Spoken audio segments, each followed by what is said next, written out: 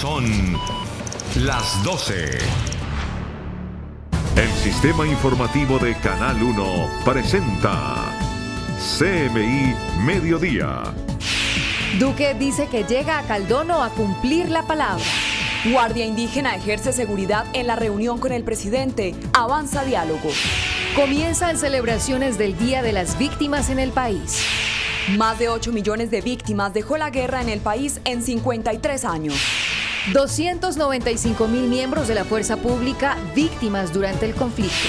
Escándalo. Fiscalía revela desfalco por 1,2 billones de pesos en pensiones. Redada nacional contra delincuencia. 268 capturas en Bogotá. Con Luisa Tobo y Gina Acuña. Muy buenas tardes y bienvenidos a CMI, emisión del mediodía. El presidente Duque ya está en Caldono para reunirse con los indígenas y campesinos que participan en la minga social en el Cauca. A pesar de las advertencias por la seguridad del mandatario, un dispositivo conjunto entre la Fuerza Pública, la Guardia Campesina, Guardia Cimarrona y la Guardia Indígena brindaron todas las garantías para el desarrollo del encuentro entre las dos partes. Camilo Fajardo, desde Caldono, Cauca, nos cuenta los detalles del encuentro entre el gobierno y los voceros de la minga. Camilo, buenas tardes. En medio de chirimías, cánticos y consignas, se adelanta a esta hora en el parque principal de Caldono el encuentro del presidente Duque con las comunidades declaradas en minga desde hace un mes. Un enérgico rechazo a los señalamientos de infiltración de la minga hicieron voceros de sectores indígenas y campesinos concentrados en el municipio de Caldono. Reclamaron garantías para la movilización social y descalificaron el papel del fiscal.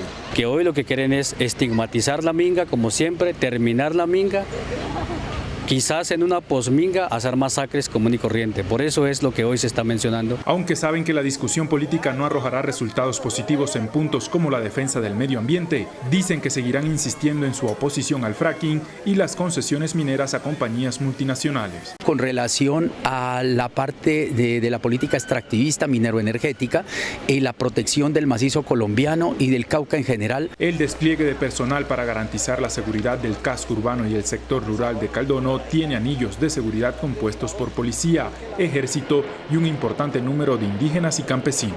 Tenemos casi 7,000 compañeros guardias indígenas entre mujeres, hombres, para brindar esta seguridad. Ya no es la primera vez, ya en tiempos atrás lo hemos hecho, lo hemos venido haciendo. La plaza central de Caldono se convirtió en un punto de encuentro de culturas que al son de chirimías cerraron una jornada de 30 días de minga, 25 de los cuales fueron de bloqueo a 3 corredores viales.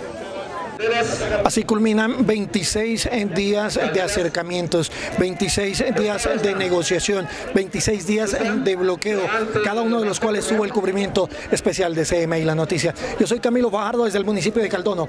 Una feliz tarde. Camilo, gracias, feliz tarde. Y hoy se conmemora el Día Nacional de las Víctimas en todo el país. Con marchas en diferentes ciudades, las víctimas del conflicto se hacen presentes por la memoria, la reparación y la verdad. Jennifer Agudelo está en uno de los puntos de concentración de las víctimas. Jennifer, buenas tardes. Luis y televidentes, muy buenas tardes. Pues a esta hora nosotros nos encontramos en el Consejo de Bogotá. Este es uno de los puntos de concentración. La idea es que van a salir desde la avenida Calle 26 hasta llegar a la Plaza de Bolívar, en donde se van a encontrar con más personas para realizar un minuto de silencio. En ese momento aproximadamente hay más de 100 víctimas. Están realizando pues diferentes muestras culturales como parte de este evento nacional para llegar a la Plaza de Bolívar. Y es que desde muy temprano han realizado diferentes homenajes como parte de las víctimas del conflicto armado, y allí nos encontramos a una mujer que tuvo que escapar de su tierra para llegar aquí a Bogotá a rehacer su vida. Me considero víctima del conflicto armado, ya que soy indígena y me han desplazado de mis tierras. Bella es médica tradicional. Hace más de 5 años tuvo que salir huyendo de su tierra, dejando atrás todo lo que logró con esfuerzo. Ya que fui retenida, fui obligada, producto del ELN, fui obligada a trabajar sin mi consentimiento. Y con mis hijos soy madre cabeza de hogar, madre soltera de 7 niños. Llegó a Bogotá y ahí reconstruyó su vida. Tengo toda la fe y la fortaleza en Dios primero que todo, eso me ha hecho abrir camino y Dios me tiene aquí y me han dado todo lo que he necesitado. Ella es una de las más de 8 millones de víctimas del conflicto armado en el país. Hoy se conmemora el día de estas personas afectadas por el flagelo. No las olvidamos, nos solidarizamos con ellas, con su dolor, pero también aprendemos de su ejemplo y de su transformación. Hoy se conmemora el Día de las Personas Afectadas por este flagelo. En horas de la mañana, en el occidente de Bogotá, algunos ciudadanos se unieron para rendirle un homenaje a las víctimas del conflicto.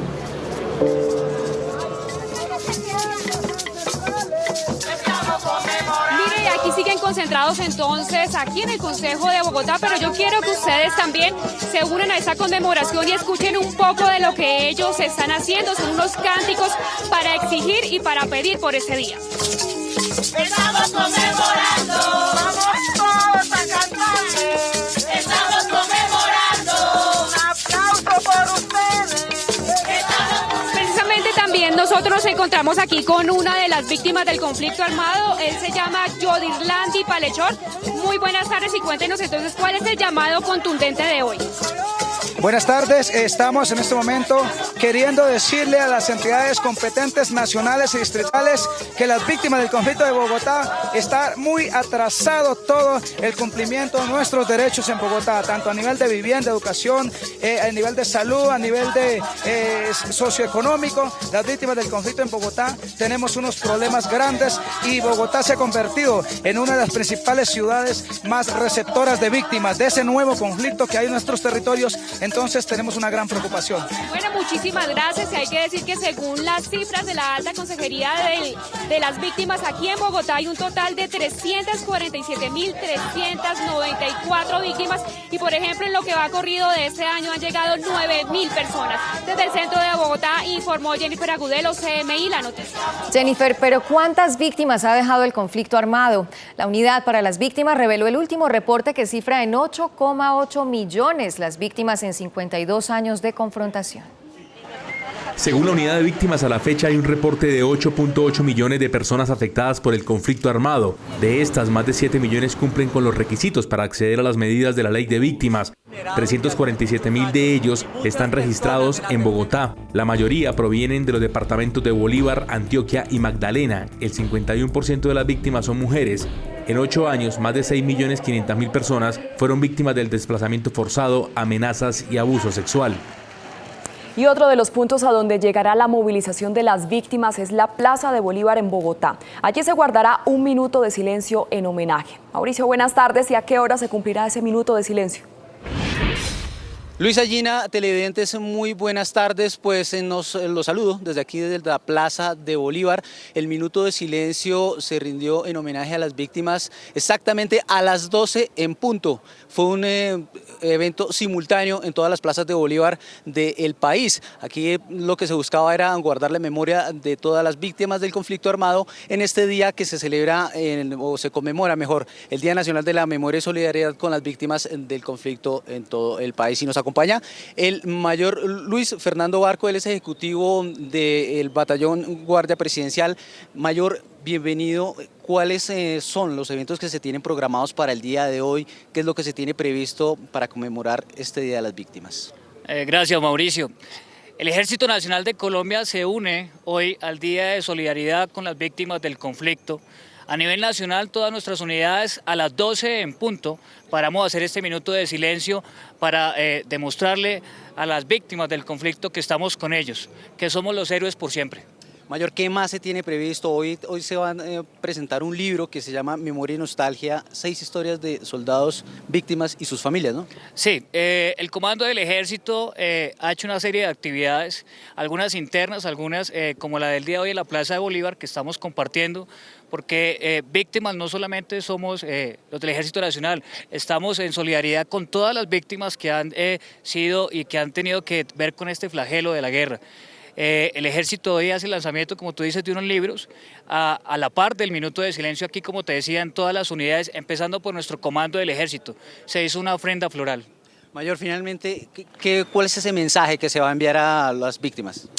El Ejército Nacional de Colombia está con ustedes. El Ejército Nacional de Colombia hace ese gesto de solidaridad para hacerles entender que víctimas hemos sido todos en este conflicto y que para nosotros ha sido parte de un flagelo, para la guerra para nosotros ha sido un flagelo para nuestros soldados, las familias de nuestros soldados, nuestros propios hombres. Muchísimas gracias, Mayor.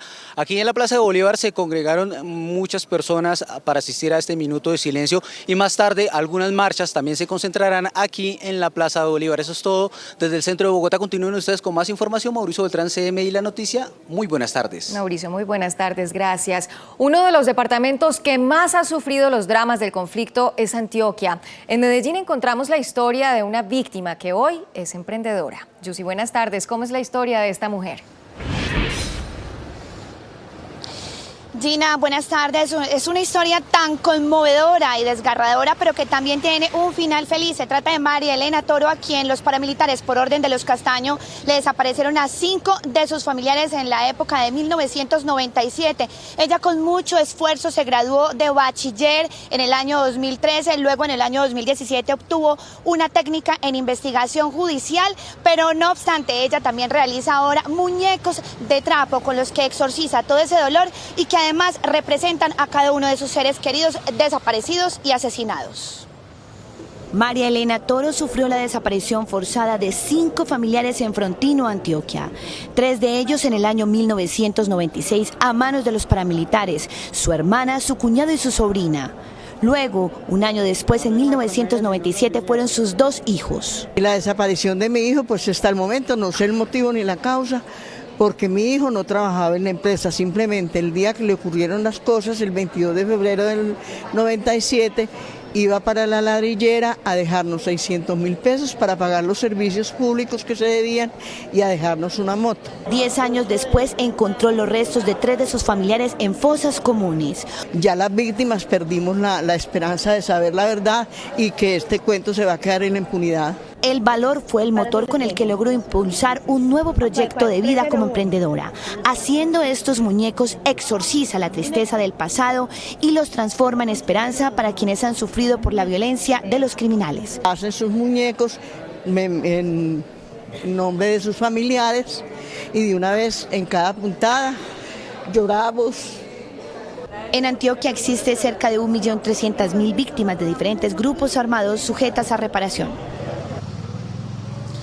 Además de romper en llanto cada vez que elabora estos muñecos, hay que decir que ella no se lucra con el dinero y con los recursos que obtiene con la venta de estas artesanías, sino que ayuda a otras víctimas también del conflicto armado. Es todo a las 12:12 por ahora desde Medellín, pero más adelante regresamos con otras informaciones de la capital antioqueña.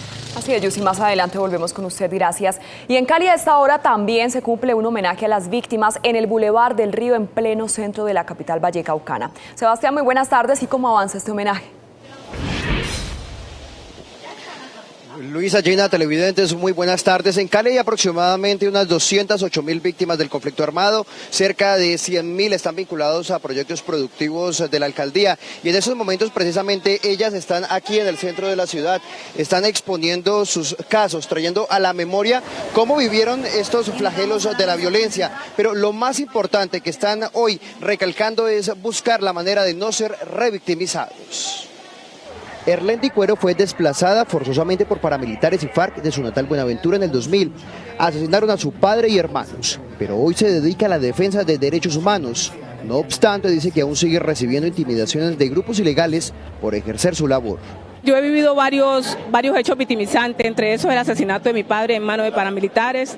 Posterior fui víctima de violencia sexual y desplazamiento forzado. Erlendi decidió romper los estigmas, hacer su proceso de resiliencia ayudando a personas en su misma condición. Si nosotros como víctimas nos damos a conocer esas afectaciones que el conflicto nos ha dejado, pues finalmente hay un país insensible que no puede conocer lo que hemos vivido y lo que aún estamos viviendo. Una historia similar enfrentó Norma García. Ahora es coordinadora de la Mesa de Víctimas de la capital del Valle después de haber sido amenazada desde Popayán por grupos armados en 2003 y hoy toma vocería para defender sus derechos junto a otras 208.000 víctimas que hay en la capital del Valle. poder recuperar esos arraigos que tuvimos de nuestros pueblos, de nuestras tierras, estos eventos culturales, esos eventos de familia, los podemos recuperar y hacerlos dentro de esta ciudad adoptiva. Con este evento lo que queremos hacer hoy es conmemorar y solidarizarnos con las víctimas del conflicto armado interno que han tenido que pagar con sus propias vidas y las de sus familiares un conflicto que no era de ellos. Actualmente hay vinculados a la alcaldía 108.000 víctimas del conflicto armado en procesos productivos, emprendimiento y gestores de paz culturales. Miren, ustedes van a poder observar cómo se encuentra aquí este escenario. Hay víctimas de todas las partes del país, también especialmente del suroccidente colombiano. Vienen desde Antioquia, Cauca, del Chocó, vienen incluso de Nariño. Acá nos encuentra una de ellas que está participando en esta actividad. Señora, me regala su nombre completo, por favor. Flor María Mejía. Doña Flor, ¿qué tan importante es para usted este tipo de eventos que conmemoran hoy el Día de Ustedes de las Víctimas? Pues para mí es muy importante porque porque uno acá en estos eventos uno se entera de muchas cosas, de que a la casa no le llega información o de pronto uno no ve en televisión, entonces acá uno se entera. ¿Cuáles cosas, por ejemplo, que no han podido acceder las víctimas? Pues de pronto, yo no soy víctima, es mi hermana. De pronto que ya no no tienen acceso a que les den vivienda. De pronto, por lo menos la señora que está aquí presente, ella no sabe dónde ir, ella le mataron el hijo, ¿fue? El hermano que era concejal. Entonces ella tiene la abuelita que tiene 90 años, la mamá. Muchísimas gracias. Con esas imágenes de lo que se lleva a cabo aquí en el centro de Cali, me despido por el momento. Sebastián Bedoya, CMI, La Noticia. Sebastián, y cerca de 5.000 desplazados de diferentes municipios de Antioquia llegan a Medellín huyendo de las amenazas y homicidios de bandas criminales.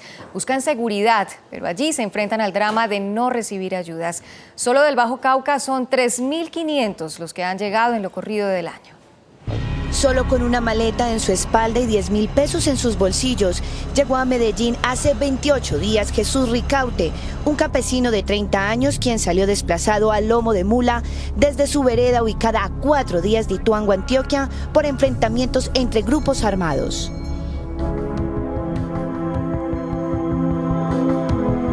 Mucha presión, ya nos vivíamos, ya no dormíamos tranquilos, ya no nos sentíamos confiados de vivir allá.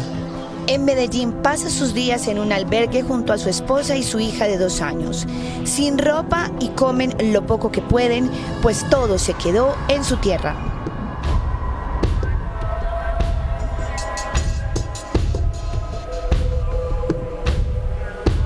Mucho miedo porque de todas formas uno está enseñado a vivir allá en una paz y tener que salir así es muy duro.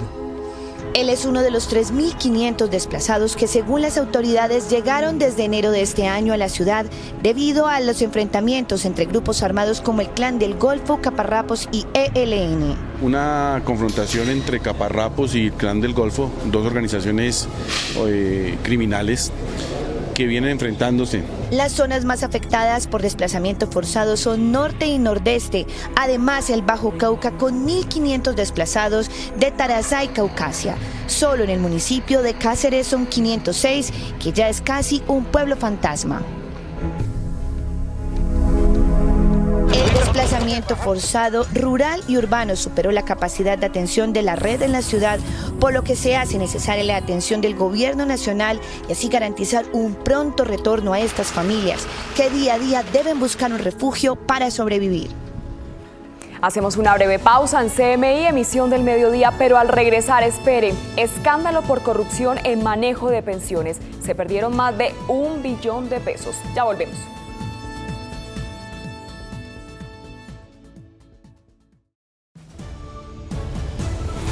Gracias por continuar con nosotros. Un gran escándalo de corrupción con el manejo de las pensiones reveló la Fiscalía General. Más de $1,2 billones se han perdido en el sistema en los últimos 2 años. Usuarios que se hacen pasar como enfermos mentales, tramitadores fraudulentos y jueces que emiten decisiones ilegales son algunos de los casos que investiga la Fiscalía y que, según denuncia la entidad, tienen en riesgo al sistema de pensiones. El monto al que ascienden las investigaciones por corrupción es de 1.2 billones de pesos. Las investigaciones que tenemos hasta el momento dan cuenta de esta cifra, por supuesto sin perjuicio de que vaya aumentando según las nuevas modalidades expuestas hoy en el foro. El problema es tan delicado que incluso por este tipo de irregularidades 170 personas han sido capturadas, 288 responden penalmente y 53 fueron condenadas. Hay muchísimas formas de corrupción, desde abogados y jueces que se prestan para prometer a las personas la posibilidad de obtener pensiones por un mayor valor o pensiones a las cuales no tienen derecho, hasta falsedades para acreditar esos derechos a pensión. La Fiscalía tiene en la mira casos como el de Valledupar, donde un grupo de personas falsificaron dictámenes médicos para lograr millonarias pensiones por invalidez, fingiendo enfermedades como esquizofrenia, depresión, entre otras. No necesitan ningún tramitador. Para ir a Colpensión no necesitan ir con un abogado. Todos los trámites en Colpensiones son absolutamente gratis y nosotros damos la orientación, no tienen que ir de la mano de nadie. O sea que nosotros con la Fiscalía hemos estado trabajando desde que comenzó Colpensiones para evitar el fraude, para evitar la corrupción. En total se investigan 1.300 casos relacionados con corrupción en el sistema de pensiones. Y un gran operativo a nivel nacional desplegaron las autoridades contra la delincuencia en el país. En Bogotá, la Policía Metropolitana realizó una gigantesca operación contra las bandas de atracadores y detuvo a más de 260 delincuentes en flagrancia, a quienes presentó en un acto especial donde estuvo presente el presidente Iván Duque. Estos son parte de los 268 delincuentes capturados en la última semana en Bogotá por la Policía Metropolitana en una operación de seguimiento que duró cerca de 8 meses. Fueron recuperadas armas, celulares, computadores, bicicletas, motocicletas, autos y hasta relojes finos robados a los indefensos ciudadanos en las calles de la capital. Y hoy, producto de un gran esfuerzo, le hemos dado un golpe a las estructuras del crimen organizado que golpean a la ciudadanía de manera permanente. Y aquí están esos bandidos para que estén a disposición de la justicia, para que sean judicializados y tengan las penas ejemplarizantes que se requieren. Porque este ha sido un trabajo impecable y vamos a seguir persiguiendo en todos los rincones de la ciudad a los criminales para lograr que los ciudadanos tengan tranquilidad. Estamos dando unos resultados concretos sobre unas situaciones que han aquejado a los ciudadanos a nivel de la ciudad. Todavía nos falta mucho por hacer, somos conscientes. 90 de los capturados tienen órdenes de captura vigentes y por lo menos la mitad de ellos son delincuentes reincidentes, informaron las autoridades de policía. Y en Cali, la acción de las autoridades también permitió la captura de 20 personas dedicadas al desplazamiento interurbano por extorsiones y asesinatos en el oriente de esa ciudad.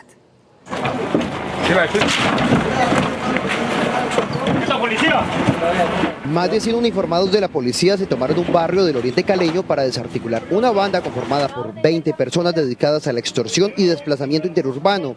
Entre los actos delictivos se les acusa de haber asesinado en enero de 2018 a una mujer identificada como Julia Hurtado al negarse a pagar sus exigencias ilícitas. Se le imputan varios homicidios, dentro de ellos el homicidio de una mujer que fue generado mediante un incendio. Porque este homicidio inicialmente había sido tipificado como una muerte accidental por un incendio.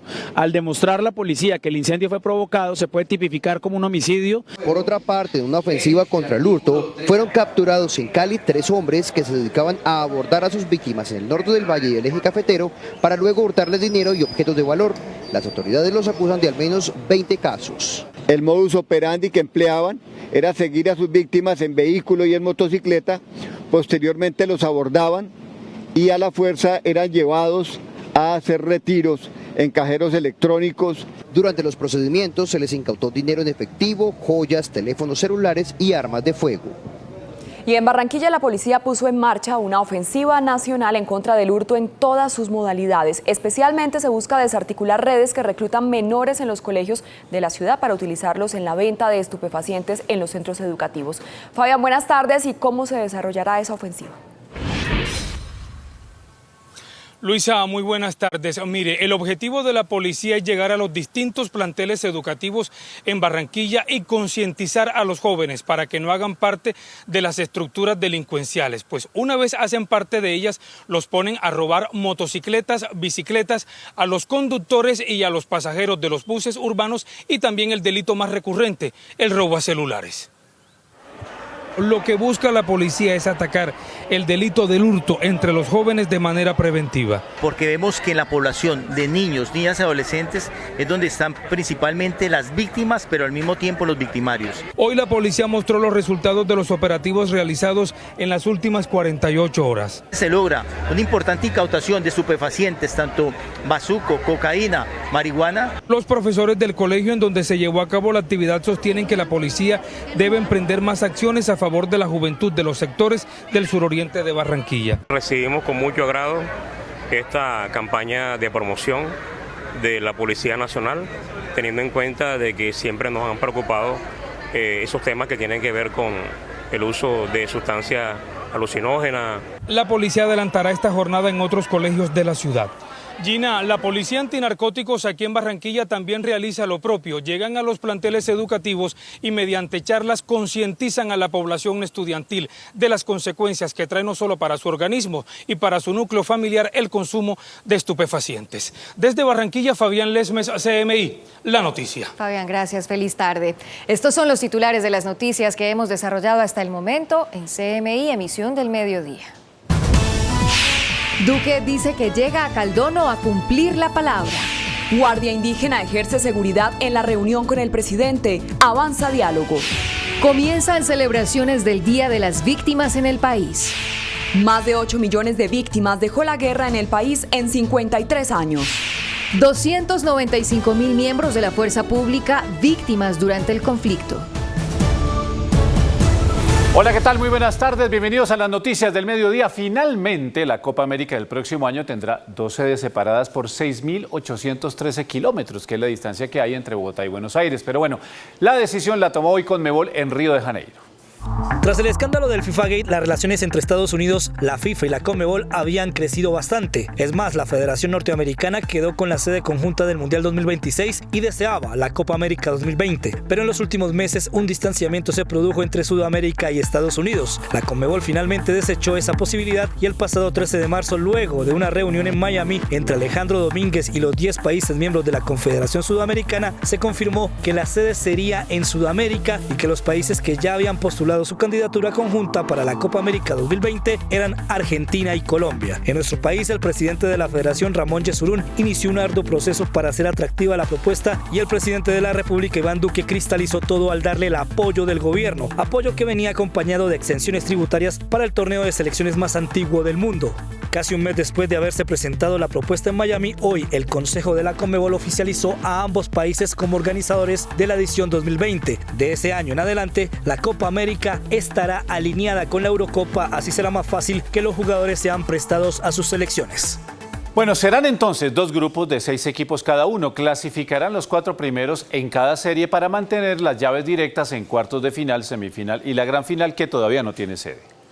Como se venía manejando varias semanas atrás, Colombia albergará un grupo de 6 selecciones que serían las del cono norte del continente, o sea, Colombia, Venezuela, Perú, Ecuador y un país invitado. Por su parte, el segundo grupo, los del sur del continente, estarían conformados por Argentina, Uruguay, Chile, Paraguay, Bolivia y otro país invitado. De cada grupo clasificarán 4 equipos para reunir un total de 8 selecciones que jugarían los cuartos de final. El ganador de cada llave de cuartos de final clasificará a las semifinales y de las cuales saldrían los 2 finalistas. Cuando se le consultó al presidente de la Conmebol, Alejandro Domínguez, por la idea de este nuevo formato, el responsable del fútbol sudamericano aseguró que el objetivo central de este cambio es brindar más facilidades a los aficionados y acercar geográficamente los partidos de las selecciones al público sudamericano.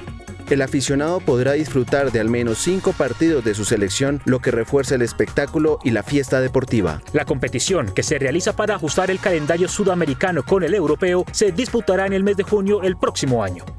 La Copa América del próximo año se jugará en medio de las eliminatorias al Mundial de Qatar y aunque falta más de un año, imaginemos cuál sería un 11 titular en el equipo de Carlos Queiroz y empecemos por supuesto por David Ospina, el arquero que tendrá en ese momento 31 años, Santiago Arias con 28, Jerry Mina, el jovencito con 25, Davinson con 24, Fran Fabra con 29, Wilmar Barrios con 26, Jefferson Lerma con 25, Juan Guillermo Cuadrado seguramente estará muy recuperado y será el veterano con 32, Juan Fernando Quintero con 27, James Rodríguez con 28 y por supuesto Radamel Falcao García con 34 años será su última Copa América. Hagamos el mismo ejercicio con el otro anfitrión, el equipo argentino en el que Lionel Messi, con 33 años cumplidos en pleno torneo, podría jugar su última Copa América. Franco Armani con 33 años, Gabriel Mercado, Juan Fait, Lisandro Martínez y Nicolás Tagliafico, los defensas, Lo Celso y Leandro Paredes, los volantes de primera línea, Gonzalo Martínez, Lionel Messi, el veterano con 33, al lado de Angelito Di María con 32 y Sergio El Kun Agüero en el frente de ataque. Ese sería el 11 ideal de la selección anfitriona en el Grupo Sur. La continuidad del técnico argentino Lionel Scaloni dependerá de cómo le vaya en la Copa América de este año y en el comienzo de las eliminatorias al Mundial de Qatar. Por ahora se recupera, como bien ven ustedes, de un accidente automovilístico que sufrió esta mañana en España.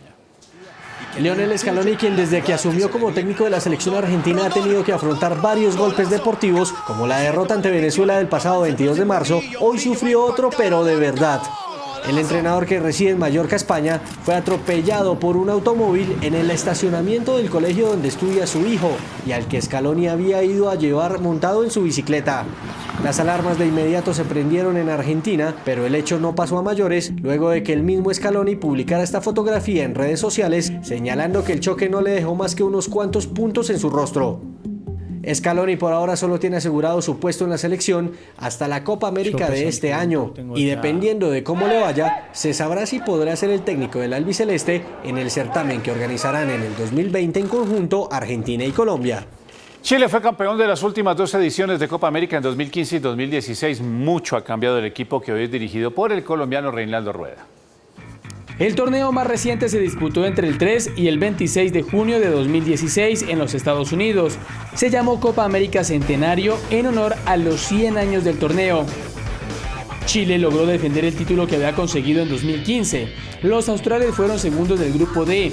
En cuartos de final humillaron 7-0 a México y en semifinales eliminaron a Colombia 2-0. La gran final fue contra Argentina, a los que vencieron en lanzamientos de tiro penal luego de empatar 0-0 en el tiempo reglamentario. Chile suma 2 títulos oficiales de la Copa América. El único título que ostenta la selección Colombia fue en 2001, cuando fue el país organizador del certamen. En la final fue victoria ajustada de la tricolor 1-0 sobre México, gracias a un gol de cabeza del capitán y defensor Iván Ramiro Córdoba, que puso a festejar a todo el país. Y Copa a la que no vino Argentina, qué ironía, ¿no? Los espero en minutos con más deportes, porque por ahora Gina y Luisa tienen más noticias de interés en CMI Mediodía. Nos vemos adelante, ¿no? Sí, señor. Más adelante volvemos con usted. Muchas gracias, Germán. Seguimos con más noticias en CMI del Mediodía y vamos a Caldono, Cauca, donde a esta hora avanza la reunión entre el presidente Iván Duque y los voceros de la Minga indígena. Un encuentro que hace parte de los acuerdos logrados entre las partes. Camilo, buenas tardes. ¿Y qué nuevos detalles se conocen de esta reunión? Avanza en la plaza principal del municipio de Caldono el encuentro del presidente Duque con las comunidades declaradas en Minga. Allí están líderes indígenas, líderes campesinos y líderes afro que están exponiendo sus puntos al primer mandatario. Los manifestantes insisten en rechazar los señalamientos del fiscal general que indica infiltración de la Minga por parte de grupos armados que ponen en riesgo la seguridad del primer mandatario. Que hoy lo que quieren es estigmatizar la Minga, como siempre, terminar la Minga, quizás en una posminga hacer masacres común y corriente. Por eso es lo que hoy se está mencionando. El despliegue de personal para garantizar la tranquilidad del casco urbano y el sector rural de Caldono tiene anillos de seguridad compuestos por policía, ejército y un importante número de indígenas y campesinos. Tenemos casi 7.000 compañeros guardias indígenas entre mujeres, hombres, para brindar esta seguridad. Ya no la primera vez, ya en tiempos atrás lo hemos hecho, lo hemos venido haciendo. El encuentro del presidente con líderes de los manifestantes se lleva a cabo en el parque principal del municipio de Caldono. La cita se da en medio de la asamblea de mingueros y las autoridades regionales y locales. uno de los principales puntos de discusión de los mingueros en la defensa del medio ambiente. Se oponen al fracking y a las concesiones mineras. Esta es la información desde el municipio de Caldono. Camilo Fajardo, CMI La Noticia. Continuamos atentos, Camilo, gracias. Nuevos problemas para el puente Isgaura en Santander. La Contraloría advierte fallas y detrimento patrimonial en la megaestructura. El ente de control dijo que hay sobrecostos e irregularidades constructivas por más de 5.000 millones de pesos. En su informe, la Contraloría presentó hoy las graves irregularidades halladas dentro del contrato entre el Fondo de Adaptación y la empresa española SACIR, responsable de la construcción del ya problemado puente Isgaura. Se evidencian fisuras en la parte inferior del tablero del puente Isgaura por deficiencias constructivas. A las deficiencias constructivas atribuibles al contratista se suma la falta de rigor técnico y administrativo de las interventorías y de la supervisión del proyecto. Y es que precisamente este puente fue objeto de una revisión técnica por el mismo director nacional de Invías, quien solicitó un estudio patológico por las fisuras halladas. De que tengamos un puente en estas condiciones, en este momento lo más importante es garantizar eso, la seguridad del puente. Yo no creo que pueda demorar más de 2 meses, pero es un tema en el que tienen que surtirse todos los protocolos técnicos. Por su parte, el gobierno departamental también solicitó una nueva prueba de carga. Lo que sí deberíamos nuevamente exigir es que los contratistas hagan nuevamente una prueba de carga, no en un solo día, sino que por lo menos durante una semana, por un número de horas periódicas, empiecen a transitar y que el Invías haga esa supervisión para ver cómo funciona. Para el recibo y cierre contractual de este puente, el atirantado más alto de Sudamérica, cuya inversión supera los 120.000 millones de pesos y lleva más de 5 años en construcciones, Invías solicitará se contrate una empresa especializada independiente que valide diseños, procesos constructivos y técnicos y de funcionamiento. Y ojo con esta advertencia, el director de Colpensiones alertó a los usuarios para que no busquen tramitadores ilegales o intermediarios ante los reiterados casos de denuncias de corrupción en el sistema pensional. Colpensiones alertó a los usuarios para que no caigan en las estrategias fraudulentas de tramitadores que buscan desfalcar al sistema pensional. No necesitan ningún tramitador. Para ir a Colpensiones no necesitan ir con un abogado. Todos los trámites en Colpensiones son absolutamente gratis y nosotros damos la orientación, no tienen que ir de la mano de nadie.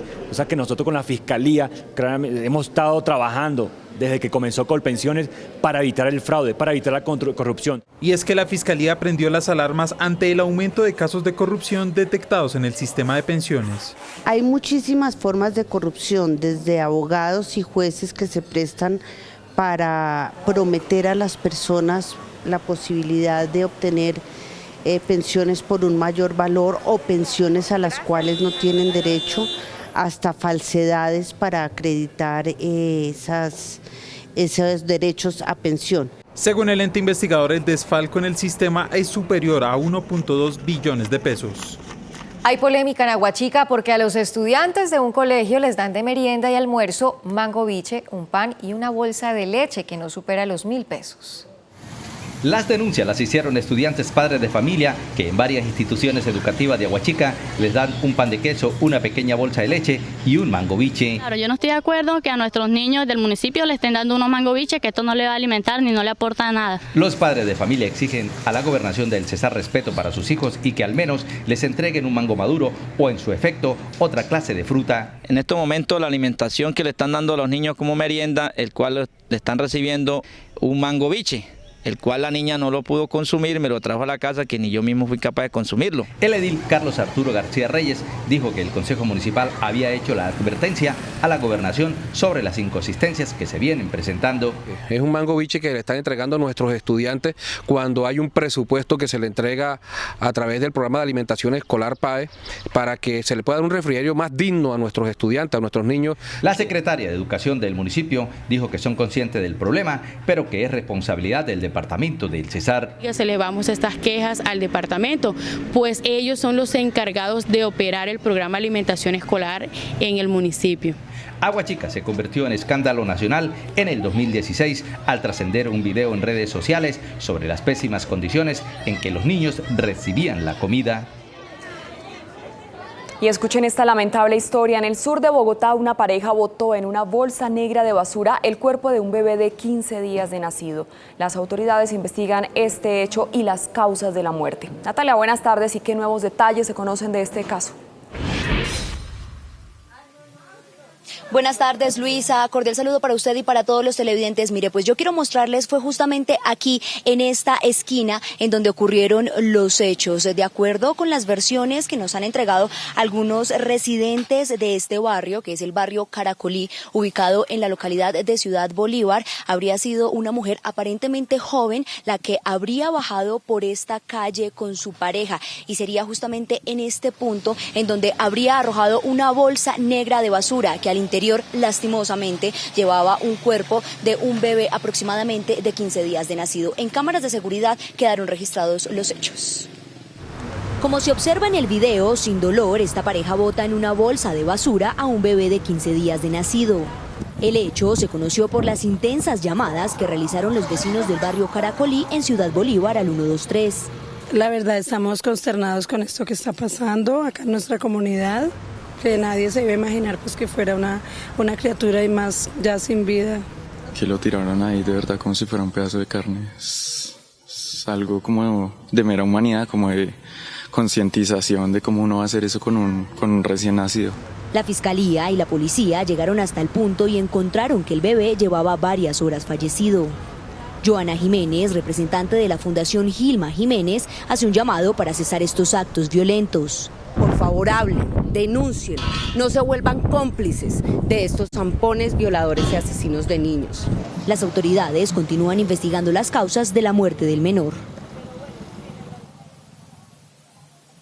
Hablamos con el Instituto Colombiano de Bienestar Familiar, quien nos aseguró que así como la Policía Metropolitana de Bogotá y la Fiscalía General de la Nación adelantan investigaciones, ellos están acelerando procesos para determinar las verdaderas causas de la muerte de este menor. Es por el momento la información que registramos desde el sur de Bogotá. Natalia Dávila, CMI La Noticia. Lamentable, Natalia, gracias. Fue condenado a 3 años el llamado SAR del programa de alimentación escolar en Santander. Veedores ciudadanos exigen a la Fiscalía que se investigue la totalidad del contrato que superó los 82.000 millones de pesos y que en muchas regiones no se cumplió. La condena al SAR del PAE, Germán Trujillo Manrique, a 3 años de cárcel por los delitos de falsedad ideológica en documento público y privado, peculado por apropiación y contrato sin cumplimiento de los requisitos legales, fue calificada de injusta por los veedores que destaparon este escándalo en Santander. Podría sentirse que no es justo. Estamos ante una contratación de más de 82.000 millones de pesos. Vimos todos los resultados de estos contratos, funcionarios de alto nivel. Por eso exigen a la Fiscalía se indague al fondo todo el millonario contrato. Sería interesante que también se investigaran los otros contratos, a ver si hubo irregularidades en ellos también, si hubo problemas en ellos también, como lo hubo en este contrato. Por su parte, la secretaria de Educación asegura que las fallas fueron corregidas y el servicio actualmente se presta sin problemas. La interventoría, por supuesto, y el equipo PAE dispuesto en la Secretaría de Educación hace el control respectivo. Sin embargo, todas estas ayudas de la comunidad en general nos han permitido tener un PAE mucho más eficiente para nuestros niños y niñas. El llamado SAR del PAE había aceptado estos delitos en calidad de determinador. Devolvió 2.283 millones de pesos correspondientes al contrato de la Gobernación de Santander y tenía detención domiciliaria. Agentes especialistas en falsedad documental y control de flujos migratorios detectaron movimientos de viajeros que podrían estar relacionados con actividades de inmigración ilegal de ciudadanos colombianos hacia España. La policía española, en colaboración con el Servicio Secreto de los Estados Unidos, desarticularon una red que presuntamente usaba tarjetas bancarias hackeadas para financiar la entrada ilegal de colombianos a España y que habría hurtado más de 250.000 euros. En la operación fueron detenidas 16 personas en diversas provincias españolas. Los agentes detectaron más de 300 tiquetes comprados de forma fraudulenta e identificaron que más de 200 viajeros habrían utilizado las rutas Bogotá-Madrid, Bogotá-Barcelona o Bogotá-París-Madrid. De forma paralela, los expertos revelaron el uso ilícito de numeraciones de tarjetas cuya finalidad era la compra de pasajes de avión y su posterior uso por terceras personas. Los beneficiarios del fraude utilizaban documentos falsos, pasaportes estadounidenses, cédulas mexicanas y documentos españoles. Los propietarios de las tarjetas se encontraban en más de una veintena de países. En estado de crisis se encuentra Río de Janeiro tras las fuertes lluvias de los últimos días que han dejado al menos 5 muertos e innumerables daños materiales. El alcalde de la ciudad suspendió las clases en colegios y universidades debido al mal tiempo. Un fuerte temporal azota Río de Janeiro. De acuerdo con los informes meteorológicos, en tan solo 4 horas llovió más que durante los días 6 y 7 de febrero, cuando los aguaceros causaron la muerte de 6 personas y el volumen de lluvia acumulado en ese tiempo fue hasta un 70% mayor de lo esperado para todo el mes de abril en algunos puntos de esas regiones. Las corrientes de agua han arrastrado vehículos y han inundado calles y túneles de la ciudad. Por las dificultades para el desplazamiento, por el estado de las vías, la alcaldía de la ciudad canceló las clases en las escuelas y universidades municipales y pidió a la ciudadanía que evite ir a la zona más afectada. Según los pronósticos, se espera que las precipitaciones continúen hasta el próximo viernes. Y la OEA se reúne en sesión extraordinaria para decidir si le da un asiento en la organización a Gustavo Tarre, el representante venezolano enviado por Juan Guaidó ante este organismo. Si la moción es aceptada, el gobierno interino del líder opositor sería reconocido como el poder legítimo en Venezuela. El Consejo Permanente de la OEA se reúne en sesión extraordinaria para decidir si aprueba el nombramiento de Gustavo Tarre, el enviado de Juan Guaidó como representante venezolano ante esta organización. La resolución presentada por Estados Unidos, que preside el Consejo desde el 1 de abril, junto a 8 países incluido Colombia, busca confirmar al funcionario que nombró el líder opositor como el vocero legítimo del Estado venezolano ante este organismo. Para lograr la luz verde, la resolución necesita el apoyo de 18 de los 35 Estados miembros de la OEA. Washington ha realizado una dura gestión diplomática desde hace semanas para recabar los apoyos suficientes, especialmente en los países del Caribe que aún respaldan a Nicolás Maduro. El gobierno chavista rechaza este nombramiento pese a que anunció en abril de 2017 el retiro de su delegación de la organización. El proceso finalizaría este año y la decisión fue ratificada el mes pasado por sus diplomáticos. Mientras Guaidó espera este espaldarazo para legitimar a su gobierno de transición, su representante diplomático en Estados Unidos, Carlos Vecchio, fue acreditado de manera oficial como el embajador de ese país por el gobierno de Donald Trump. La Guajira sigue en emergencia a raíz de la intensa sequía. Cientos de comunidades en todo el departamento están sin agua y los incendios siguen consumiendo hectáreas de bosques en la Sierra Nevada y serranía del Perijá. La crisis por la falta de agua potable en los municipios de La Guajira sigue empeorando con el paso de los días.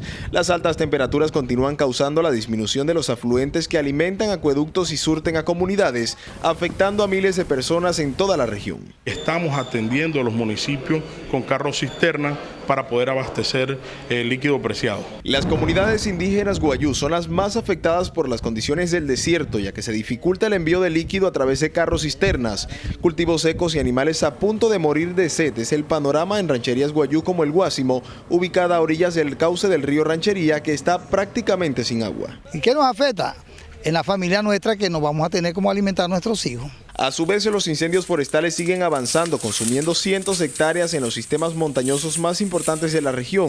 Ya van más de 22.000 hectáreas consumidas por más de 60 incendios registrados este año. Alrededor 10 municipios del departamento de La Guajira han presentado sus declaratorias de calamidad pública por desabastecimiento de agua y la proliferación de los incendios forestales. Ya se implementan los planes de contingencia para abastecer de agua a las comunidades y los organismos de socorro se encuentran en las zonas donde se registran emergencias por los incendios forestales. Y en 9 municipios del Atlántico, el HLB o dragón amarillo está acabando con el cultivo de limón. Los pequeños productores no cuentan con los recursos para la sustitución de cultivos. Los más afectados con esta enfermedad son los pequeños productores de limón. Son varias las gestiones que se vienen adelantando para erradicar las matas infectadas. El ICA, entre el 2017 y 2018, en 56 zonas, erradicaron 19.900 plantas enfermas del HLB. Las autoridades del agro en el Atlántico están exigiendo mayores recursos del gobierno a través del ICA. En este departamento hay 1.310 hectáreas legalizadas de cultivo de limón. La producción se ha reducido en un 50% en este año a raíz de esta enfermedad. En la región Caribe, con límite con Santander, ahí donde está la enfermedad nosotros en Colombia, por los periodos largos de verano. De otra parte, la Gobernación del Atlántico indicó que las 40 reses que murieron hace pocos días en inmediaciones de la laguna del Guájaro obedeció al tempanemo, es decir, porque los animales consumieron alimentos ricos en nitrógeno y fósforo. Esto obedece al mal manejo por parte de los dueños de las fincas. Y los cultivos de plátano en Casanare están en alerta por la enfermedad del moco. Los campesinos denuncian los escasos controles fitosanitarios.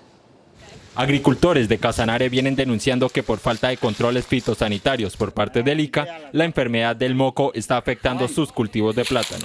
Las semillas que les entregaron a estos agricultores, según denuncian, fue por proyectos productivos de la administración departamental y en su momento ya estaban infectadas con esta enfermedad. Ese vivero entregó semillas mal seleccionadas, semillas contaminadas de moco y de otras plagas más. Por su parte, el ICA manifiesta que esta enfermedad lleva más de 50 años en el departamento y son los mismos agricultores quienes deben ayudar a erradicarla. Ya en el departamento lo tenemos, hace 50 años está el moco en el departamento. Lo repito, aquí lo que hemos captado es el ingreso de semillas al departamento sin el lleno de los requisitos. Lo que queremos es finalmente que salga ese cultivo adelante y que podamos controlar esa enfermedad que es controlable, que tiene tratamiento. La administración departamental manifiesta que se vienen adelantando controles de control y eliminación de la enfermedad en los cultivos donde se presenta el moco. Como protestas politizadas y elitistas, así calificó el alcalde Enrique Peñalosa la negativa de la comunidad de la Ciudadela Colsubsidio que se opone a la intervención del parque. El Instituto Distrital de Recreación y Deporte había solicitado una reunión con los habitantes de ese sector, pero no asistieron al encuentro. Diana está en el occidente de Bogotá. Diana, ¿qué dice la comunidad por estas declaraciones del alcalde?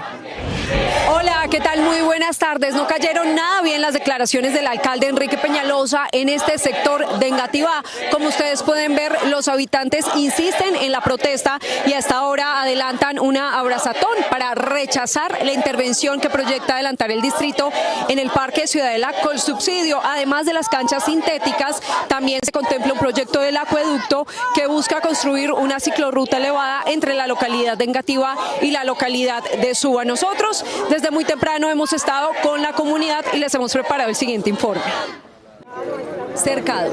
Así amaneció el Parque Ciudadela Colsubsidio. La malla metálica fue instalada en la madrugada y ya iniciaron las obras para la construcción de 17 canchas sintéticas. Es una falta de respeto y una nueva burla ante la comunidad. Los habitantes insisten en que la intervención terminará afectando el humedal Juan Amarillo y la fauna nativa. Con lo que ocurrió ayer, muchos de estos animales terminaron en los techos, terminaron dentro de los apartamentos. Esto es muy grave y no hay ningún protocolo de manejo de aves. El alcalde Enrique Peñalosa se refirió a la protesta de los habitantes. Son actos politizados, ciudadanos asusados por algunos concejales, candidatos en campaña. El mandatario defendió el proyecto que, según advirtió, no tiene reversa.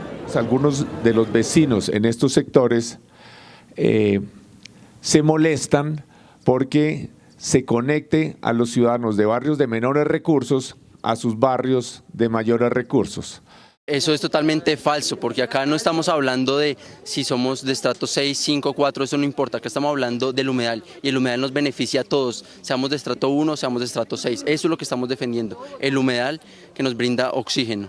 En la ronda del humedal Juan Amarillo se adelantarán varias obras. Además de las canchas sintéticas, se construirá una ciclorruta elevada que conectará la localidad de Engativá con Suba.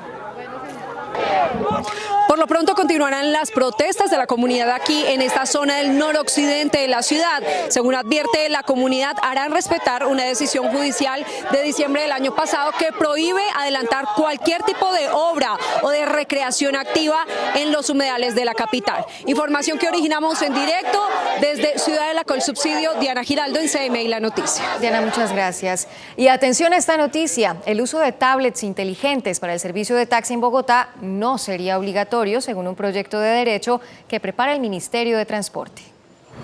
El Ministerio de Transporte prepara un decreto en el que establece que el uso de las tabletas en los vehículos de taxi para este servicio no será de carácter obligatorio. Sin embargo, el secretario de Movilidad indicó que están a la espera de que salga la resolución, pero aclaró que tendrán que usar una plataforma en el vehículo. Todas las plataformas que nosotros hemos homologado tienen de alguna manera la misma información, la misma presentación en el celular y en las pantallas que están en este momento en los taxis. Empresarios y líderes del gremio señalaron que la tableta sí será obligatoria para el servicio de lujo. Lo que nos garantizó el presidente, el doctor Duque, y la ministra, reitero, es que esas taxis inteligentes será exclusivo para el taxi de servicio de lujo. Se estima que en Bogotá cerca de 5.000 taxistas ya cuentan con este dispositivo. Sin embargo, el secretario de Movilidad señaló que fue descartada la posibilidad de retirar el pico y placa a los vehículos que utilicen estos dispositivos. A promover taxis de bajas emisiones, taxis eléctricos, taxis a gas, y esos vehículos pues tendrían una serie de características y no estarían sujetos a pico y placa. En los próximos días, el Ministerio de Transporte presentará el decreto. Y no cesan los aberrantes casos de abuso sexual a menores de edad en Medellín. Un policía fue capturado por acceso carnal a una menor de 12 años, quien tiene una enfermedad por trastorno mental. Yusi, la saludo de nuevo. ¿Y quién es el policía capturado? Luisa, es lamentable este caso. Según la Fiscalía, es un policía que realizaba acciones de patrullaje en la Comuna 13 de Medellín, exactamente como cuadrante. Justamente esa fue la gran sorpresa que se llevaron las autoridades, pues cuando la madre fue a denunciar al hombre que estaría ingresando continuamente a la casa para abusar sexualmente de esta menor de 12 años, descubrió que se trataba de un policía muy cercano a ella. A la Fiscalía de Medellín llegó la denuncia de una angustiada madre indicando que un hombre aprovechó su ausencia y ofreció a su hija de tan solo 12 años un dulce para que abriera la puerta de su casa en la Comuna 13 y luego abusó sexualmente de ella. La mujer, conmocionada, llamó al cuadrante de policía para denunciarlo y descubrió que justamente el patrullero de esa unidad, Alfer Arley Gómez Acevedo, de 30 años, era el responsable. Fue enredada por este funcionario de la Policía Nacional con dulces y con otras prerrogativas para ella y logra obtener la información de cuándo se queda la niña sola en la casa. Tras la denuncia, el policía fue capturado por el delito de acceso carnal abusivo con menor de 14 años y aún con mayor gravedad, pues la niña tiene trastornos neurológicos e hidrocefalia. Lo que implicó que se le impusiera desde este momento una medida de aseguramiento de detención preventiva en centro carcelario. El uniformado procesado no aceptó los cargos imputados por la Fiscalía y su defensa apeló la decisión de primera instancia ante un juez penal del circuito de Medellín. Este policía podría pagar una pena hasta de 15 años en la prisión por este delito. Esto a las 12:58 del mediodía. Yusi Chaparro, CMI La Noticia. Feliz tarde. Yusi, feliz tarde, gracias. Después de comerciales les contamos la historia de unos extorsionistas que se desplazaban en una ambulancia para llegar más rápido a cobrar sus extorsiones. Ya regresamos.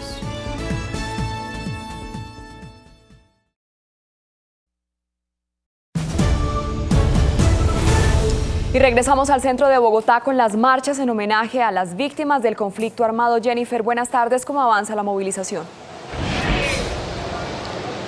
Hola Luisa y televidentes, pues estas marchas avanzan con total normalidad. Aquí el propósito es que van a coger la carrera 10ª para llegar hasta la Plaza de Bolívar. Allí se van a encontrar con más personas que se unen a la conmemoración de este Día Nacional de las Víctimas del Conflicto Armado. Aquí me acompaña uno de los participantes y quien encabeza esta marcha. Por favor, regáleme su nombre completo y también dígame cuál es el mensaje principal de esta movilización.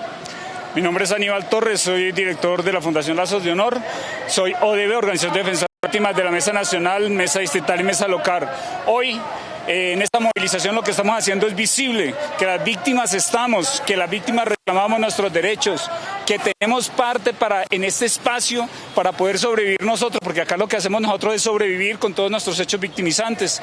En el caso propio, 2 hermanos desaparecidos y hasta ahora, después de 10 años, no han dado respuesta al gobierno, pero hoy queremos nosotros en el Congreso, Congreso de la República, reclamar las 16 circunscripciones especiales, el tema de tierras, no haber más asesinatos para líderes, el tema que tiene que ver acá en Bogotá, tenemos pasando muchas necesidades, somos más de 700.000 víctimas en Bogotá, en las cuales reclamamos nosotros nuestros derechos, reclamamos a que se nos dé una dignidad, una dignificación a nuestros derechos. Después de 8 años de vigencia la ley 1448, estamos prácticamente a expensas de que 2 años se termine esta ley y todavía no ha habido respuesta del Congreso de la República, en el cual estamos hablando nosotros de que se debe haber una prórroga a la ley 1448, tiene que haber un tema para un Plan Nacional de Desarrollo, donde podamos tener nuestros campesinos que no sigan a las ciudades, a inundar las ciudades, las calles, sin que haya una respuesta para ello. Bueno, muchísimas gracias, Aníbal. Entonces aquí avanza esta movilización de las víctimas del conflicto armado. Según las estadísticas que tiene la Alta Consejería del Conflicto, es que en Bogotá hay un total de 347.000 personas afectadas por este flagelo, y en lo que va corrido de este año, de enero a abril, ha llegado aquí a la ciudad un total de 9.000 personas. Por eso hoy se movilizan aquí en el centro de Bogotá con el propósito de llegar hasta la Plaza de Bolívar y conmemorar este día. Desde el centro de Bogotá informó Jennifer Agudelo, CMI, la noticia. Jennifer, gracias. El Gaula de la policía capturó a 2 personas que usaban una ambulancia para abrirse paso en medio del tráfico de Popayán y llegar rápidamente a cobrar extorsiones. Todo comenzó con el robo de una motocicleta en Popayán hace 3 semanas. Horas después, el propietario recibió una serie de llamadas intimidantes. A mí me robaron la motocicleta, posterior a eso me pidieron 1.500.000 para devolverla, y si no la iban a enguasar. Con la denuncia, las autoridades iniciaron la interceptación de líneas telefónicas y la ubicación de quienes llamaban. Solo faltaba sorprenderlos en flagrancia, y para eso les pusieron a los extorsionistas una cita para el pago. Aquí las estaría por ahí en el centro comercial. No, pues yo estoy aquí en Puelense, ya voy para allá. La demora es para allá. Entonces, venga, yo qué parte está, yo estoy en la ambulancia, ¿no? ¿Cómo? Yo estoy en la ambulancia. Ah, sí, señor. ¿Y yo cómo sé qué ambulancia es? No, es la única, es una ambulancia. Se le encuentra el paquete, el dinero que está haciendo la exigencia.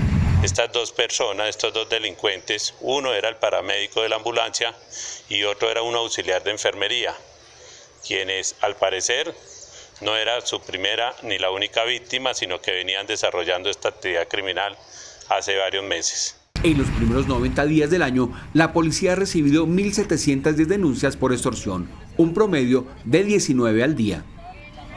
22 motociclistas murieron durante los primeros 3 meses del 2019 en Bogotá. De acuerdo con el más reciente estudio de siniestralidad vial de la Secretaría de Movilidad, la mujer parrillera es la más vulnerable. No respetar las señales de tránsito, el exceso de velocidad y las imprudencias son las principales causas de los accidentes de tránsito que comprometen a motociclistas en Bogotá. De acuerdo con el más reciente informe de siniestralidad de la Secretaría de Movilidad, en los últimos 5 años aumentaron los casos en un 10%, siendo las mujeres las más afectadas.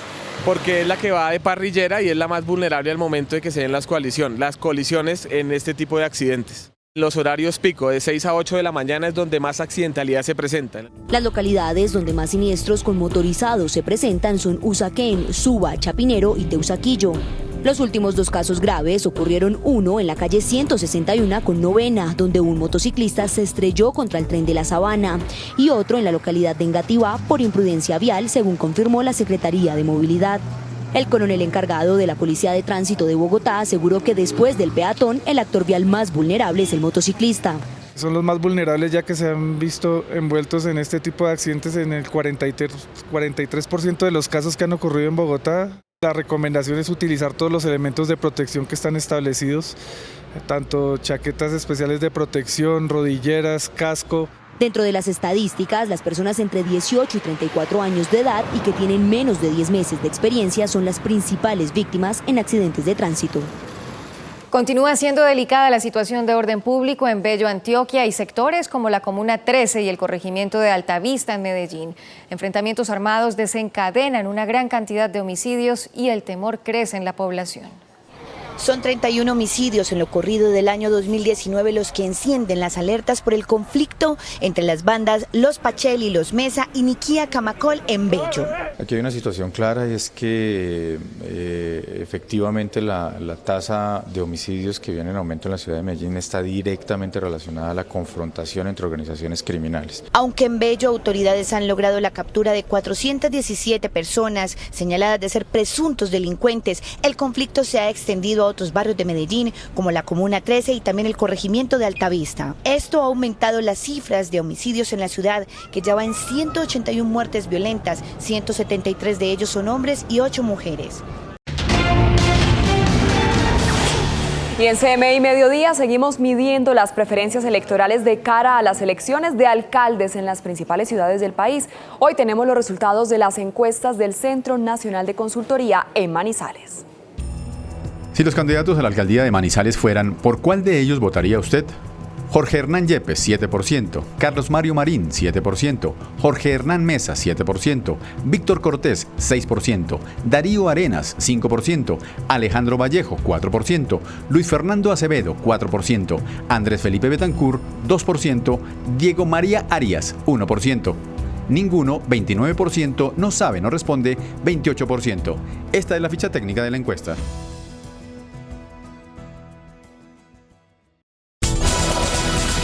Hola, ¿qué tal? Regresamos con la noticia deportiva del día, la designación de Colombia como subsede de la Copa América. Bogotá, Cali, Medellín y Barranquilla serán las sedes colombianas de ese grupo norte de la Copa el próximo año. ¿Qué tienen sus estadios y qué hace falta?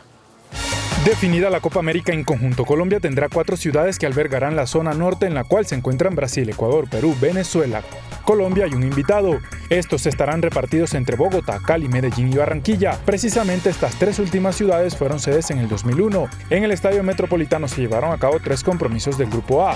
El Pascual Guerrero en Cali también albergó 3 juegos, pero por el Grupo B, y el Atanasio Girardot en Medellín, lo propio con el Grupo C. Bogotá recibió en aquella oportunidad el juego por tercer lugar y final.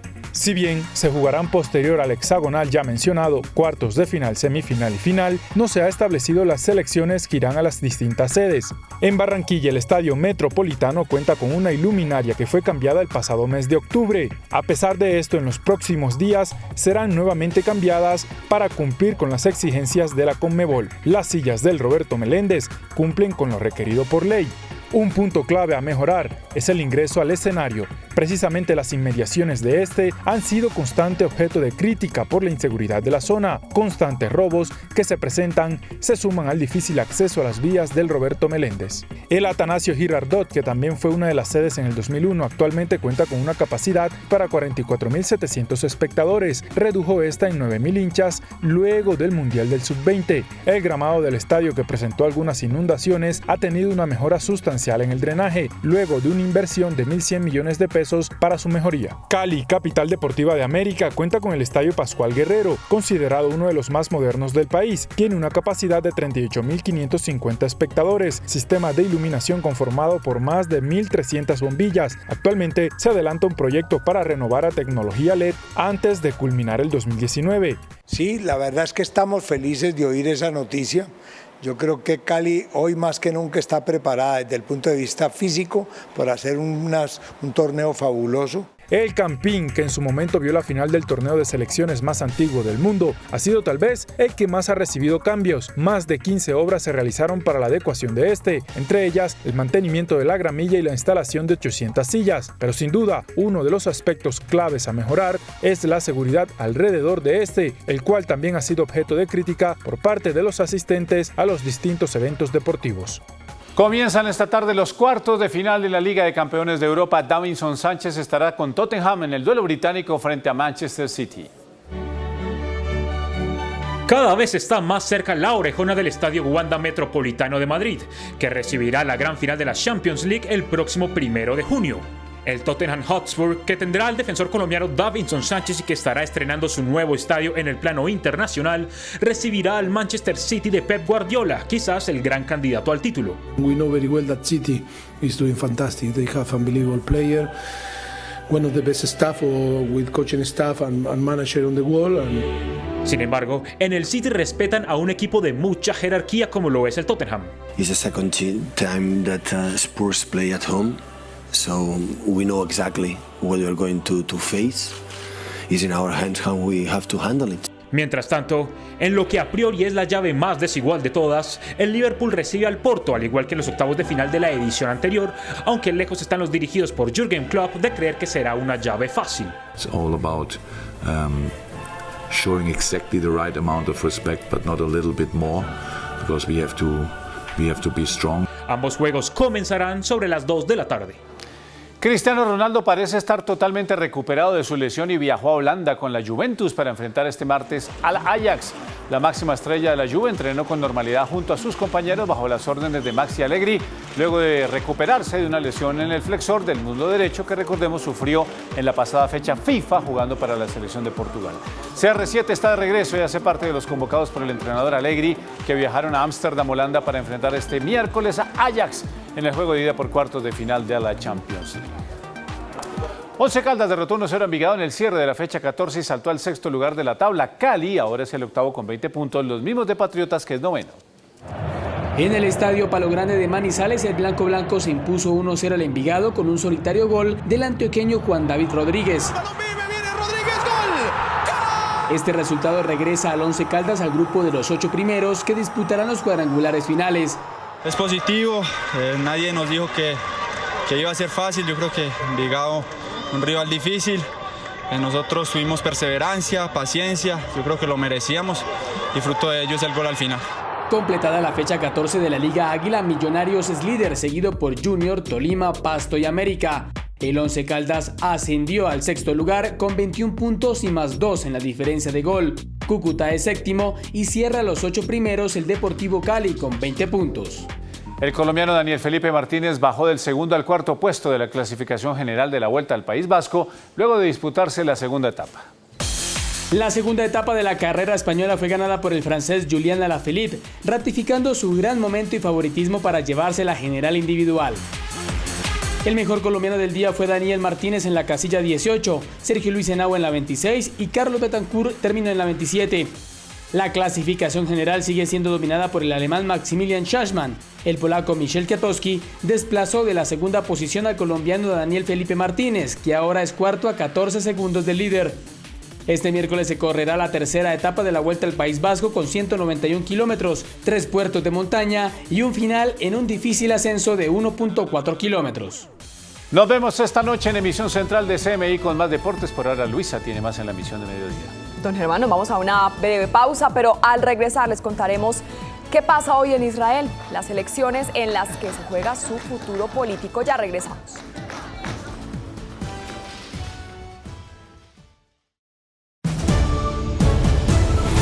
Se disparó en Cúcuta la compra de plantas eléctricas. Ante los apagones y racionamientos programados a largo plazo por Nicolás Maduro, los venezolanos recurren a esta ciudad porque son más baratas que en su país. Eso sí, tienen que utilizar las trochas y pagar hasta 300.000 pesos para poder ingresarlas. Los constantes apagones en Venezuela y ahora los racionamientos programados hasta finales de año están obligando a los habitantes del vecino país a solucionar este problema adquiriendo plantas eléctricas en Cúcuta por costos, calidad y variedad. La misma necesidad que tenemos, las fallas eléctricas, el alto costo de las cosas allá nos trae para acá pues a conseguir estas cosas que allá no se consiguen. Las ventas han crecido en los últimos días por encima del 50%. Sí, aquí se están vendiendo unas 50, 60 plantas diarias. Según los proveedores de estas plantas eléctricas, no estaban preparados para atender la demanda que hoy se presenta. Casi todos los importadores no tienen maquinaria para suplir necesidades. Los apagones han generado otra clase de inconvenientes como la falta de agua, los alimentos no se pueden conservar. Las plantas eléctricas son pasadas por las trochas donde los venezolanos tienen que pagar a los colectivos chavistas. El racionamiento en Venezuela es muy fuerte, no conseguimos luz por ningún lado. A todas horas apagones, no hay refrigeración, no hay nada. 100.000, 200.000, 300.000 pesos. Eso depende ahí porque a veces se pone la cosa fuerte. Se estima que en los últimos días los almacenes de Cúcuta han vendido más de 6.000 plantas eléctricas a los venezolanos. Y en Armenia, un hombre que al parecer ejercía el mototaxismo decidió prender fuego a su moto cuando fue requerido por las autoridades de tránsito. Gisela Moreno desde Armenia nos tiene la historia. Gisela. Así es, Luisa, Gina y televidentes, muy buenas tardes. Yo me encuentro aquí precisamente en esta concurrida vía del centro de Armenia, en donde ocurrió el incidente de tránsito y donde diariamente las autoridades de tránsito ejercen control sobre el mototaxismo ilegal. Tras un hecho insólito, autoridades de tránsito y ciudadanos que transitaban por la carrera 19 con calle 20 en Armenia quedaron confundidos luego que un hombre, tras ser requerido por estar practicando mototaxismo, prendiera fuego a su vehículo y se diera a la huida. Una vez ya pagado el vehículo, pues fue conducido, trasladado este vehículo a los patios de la Secretaría de Tránsito y se le impuso el comparendo por abandono en vía pública. Moteros de Armenia opinaron sobre este caso. Dependiendo de la moto, porque si es una moto que tiene todo vencido y vale más los papeles que la misma moto, pues toca. Eso es una falta de responsabilidad de parte de las personas que conducimos moto. ya que pues uno no está libre de un accidente, de atropellar a otra persona y pues es importante tener toda la documentación al día. Desde la Secretaría de Tránsito de Armenia se advirtió que los controles contra el transporte informal se van a intensificar cada vez más, pues esta práctica es ilegal y causa perjuicios directos a los pasajeros. Precisamente hace unos minutos, mientras realizábamos la nota, las autoridades requirieron los documentos de esta moto, pero al instante y hace varios minutos su dueño está sin aparecer. Dijo que iba a hacer una llamada y no volvió a aparecer. Casos como este están en los patios de tránsito de Armenia. Ya hay 400 motos, según las autoridades de tránsito, en los patios de esta entidad sin que sus dueños lo reclamen. Con la cámara de Freddy Navarro, Gisela Moreno informó para CMI La Noticia. Gisela, gracias. La policía antinarcóticos está tras la pista de alias Contador, el hombre que con más de 200 hombres armados controla el paso de cada gramo de cocaína que se produce en Tumaco. Contador negocia los envíos de cocaína con emisarios del Cartel del Golfo, la población de Llorente, el llamado Wall Street del narcotráfico. Ese es el retrato hablado de alias Contador. Hasta hace un par de meses hacía parte de la nueva generación de narcotraficantes invisibles. Opera en Nariño y, según organismos de inteligencia, con la gran fortuna que ha amasado con la producción y comercialización de cocaína, creó las denominadas Guerrillas Unidas del Pacífico. Son más de 200 hombres armados con fusiles Galil, R-15, ametralladoras y armas de largo alcance con miras de enfoque rápido. Un operativo en Llorente le permitió a los investigadores llegar a la madriguera del Contador, donde encontraron los libros que con su puño y letra consignan los movimientos de su empresa criminal. A un guerrillero raso le paga entre 1 y 1,5 millones de pesos mensuales y a un cabecilla de escuadra hasta 2,5 millones de pesos mensual. Tiene 4 laboratorios de cocaína en 7 fincas de su propiedad, en los que trabajan 160 personas para producir 2 toneladas mensuales de cocaína. En Zabaleta, corregimiento de Tumaco, compran la base de coca a los campesinos por un valor cercano al 1,5 millones de pesos. Los hombres de su guerrilla unida del Pacífico controlan el recorrido del río Rosario en su paso por La Guayacana, Baquerio, Llorente, Zabaleta, Robles y La Bocana, donde celosamente vigilan la salida de cada gramo de cocaína que se mueve hacia el mar Pacífico. A la zona llegan pequeños traficantes que, para instalar su laboratorio, deben tener el permiso de Contador, a quien además deben pagarle 200,000 pesos por cada kilo de estupefaciente producido. Según lo consignado en sus libros, quien tiene entre 30 y 35 años de edad recibe 1.500 millones de pesos mensuales por ese concepto y por el derecho a pasar cocaína por el río Rosario. Emisarios de los carteles mexicanos llegan en viajes de relámpago de 2 días a Llorente, en Nariño, para negociar directamente con este hombre la producción de al menos 100 toneladas de cocaína al año. El Fondo Monetario Internacional recortó sus previsiones de economía para la economía mundial del 2019. En Latinoamérica se prevé una reducción más fuerte arrastrada por la crisis de Venezuela. Sin embargo, Colombia es el país menos afectado de esta región por la caída.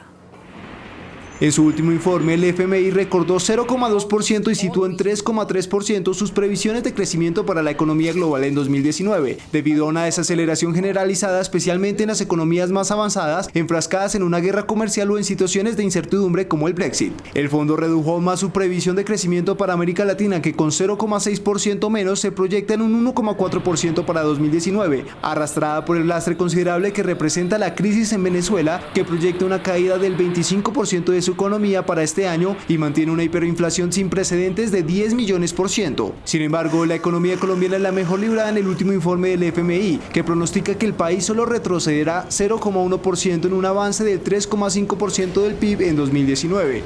Esto ubica a Colombia entre los 3 países que más crecerán este y el próximo año en la región. Israel celebra elecciones parlamentarias que definirá el futuro político del primer ministro Benjamin Netanyahu, quien se la juega por un 5º mandato. Más de 6 millones de israelíes acuden este martes a las urnas para elegir a los 120 miembros del Parlamento y en el que el primer ministro israelí, Benjamin Netanyahu, se juega la reelección frente a Benny Gantz, un exmilitar que promete liderar bajo una política responsable, firme y decisiva. Las primeras encuestas arrojan que los partidos de derecha, entre ellos el Likud, actualmente a la cabeza del gobierno y al cual pertenece el primer ministro, podrían llevarse la victoria al obtener suficientes escaños para formar una coalición mayoritaria, mientras que la Alianza Azul y Blanco, partido al que pertenece Gantz, no tendría un margen fuerte para lograr un bloque. En caso de Netanyahu llevarse la victoria, este batiría un récord de longevidad en el poder con 13 años en el cargo. Y hay alerta sanitaria en Nueva York por brote de sarampión. La mayoría de los afectados son menores de edad. El alcalde de Nueva York, Bill de Blasio, decretó la emergencia sanitaria ante el brote de sarampión que surgió en el reconocido barrio neoyorquino Williamsburg. Ayer el funcionario ordenó la vacunación obligatoria a todos los residentes de la zona, o de lo contrario se enfrentarán a sanciones económicas. Department of Health will issue violations and fines to people who remain unvaccinated. Según fuentes locales, hasta la semana pasada se han contabilizado 465 casos este año, una cifra que ha ido aumentando en comparación a las registradas semanas anteriores. Por su parte, los Centros para el Control y Prevención de Enfermedades indicaron que casi el 80% de personas que padecen esta enfermedad que se creía había sido erradicada son menores de edad.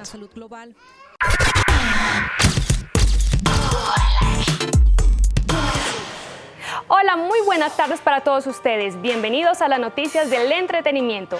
El médico forense Richard Shepard reveló los detalles de la verdadera causa de la muerte de Lady Di.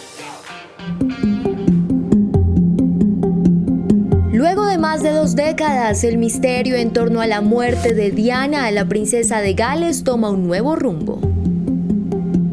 Según el forense británico Richard Shepard, Lady Di falleció por una pequeña herida del tamaño de una lágrima en la vena de uno de sus pulmones. Aseguró que en su carrera nunca vio una fisura igual. A través de una entrevista otorgada al periódico Daily Mirror, el médico afirmó que este problema causó una hemorragia que acabó con su vida y adiciona a que si la princesa del pueblo hubiese llevado puesto el cinturón de seguridad, tan solo presentaría heridas leves. Recordemos que él fue el investigador encargado del caso. Todos estos detalles inéditos del accidente que ocurrieron el 31 de agosto de 1997 están recopilados en el libro Causas Naturales, que saldrá a la venta el jueves 18 de abril. El cantante cubano Rey Ruiz regresa a la escena musical con el sencillo Vengo. Nos contó todos los detalles de la producción. No me acostumbro, no me acostumbro. Hice 1000 cosas para comenzar de nuevo. Se podría decir que Rey Ruiz es sinónimo de salsa romántica. El cubano completa 27 años de carrera artística. En el 2015 tomó un descanso y hoy regresa a la escena musical con Vengo. Déjame besar, te vuelto, déjame robarte el aliento. Una canción que habla de la hermosura de la mujer y cómo uno quiere que esté con él, destacándole todas las cosas bonitas que tiene. No tiene una historia, pero tiene un desarrollo en el cual describe lo que viene sintiendo por ella. El cantante de 52 años es conocido como el bombón de la salsa, un amante incansable de este género musical. La salsa romántica es importante porque transmite un contenido el cual las personas se identifican con lo que dice, ya sea de amor o desamor. Busca la manera de identificar al público y que llegue de la manera más genuina. Su meta es dejar huella de generación en generación y darle un nuevo aire a la salsa. La actriz británica Emilia Clarke compartió algunas fotografías del episodio más delicado de salud que enfrentó. Emilia Clarke, la famosa actriz que da vida a Daenerys en Juego de Tronos, publicó estas impactantes fotografías, en donde se evidencia el episodio que casi le cuesta la vida. La artista sufrió 2 aneurismas cerebrales tras el rodaje de la primera temporada de la serie. Ahora, a punto de estrenarse la 8ª y última entrega de la ficción de HBO, la intérprete se encuentra haciendo promoción de la misma en algunas entrevistas, y en una de ellas con la cadena televisiva CBS mostró cómo fueron aquellas operaciones y su paso por el hospital. Esto evidencia que la gran presión a la que están sometidos los actores puede generar graves consecuencias. Sin embargo, Clarke afirma que actualmente está fuera de peligro y además se siente orgullosa del éxito de la producción. Cristiano Ronaldo subió este video a su cuenta oficial de Instagram, donde aparecen sus 2 gemelos, Eva María y Mateo. ¡Vamos, Mateo! ¡Gol! ¡No, Mateo! ¡Vai! Las imágenes se convirtieron virales rápidamente debido a la cantidad de usuarios que denuncian al jugador de la Juventus como machista. Esto porque mientras su hijo juega con la pelota, la pequeña decide divertirse con la escoba. La publicación cuenta con más de 79,000 comentarios.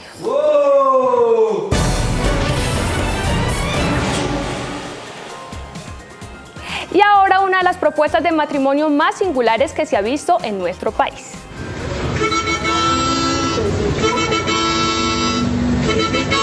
Este hombre sorprendió a todos los pasajeros del sistema de transporte público cuando decidió pedirle la mano a su novia. Que sea mi esposa por el resto de la vida. ¿Aceptas? Sí, mi amor. La mujer aceptó sin dudar.